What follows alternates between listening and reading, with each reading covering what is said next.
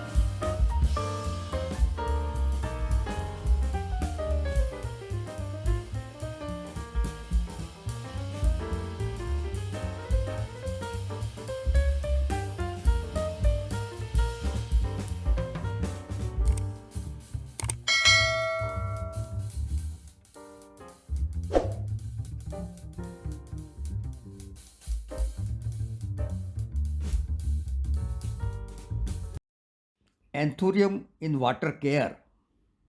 Keep the plant in bright indirect light. The water should cover the roots only, not the stem. The health of your anthurium depends on the quality of water in which it is growing. Use clean soft water at room temperature. If your tap water is hard, then boil it and let it sit overnight or use bottled water or rainwater. Change the water every week or when it looks cloudy. You can add a few drops of hydrogen peroxide in the water to keep it fresh and oxygenated. I feed my anthurium in water with a liquid fertilizer like power feed once a month. Please subscribe to my channel and press the bell icon to know when the new videos are uploaded. Also, please like the video.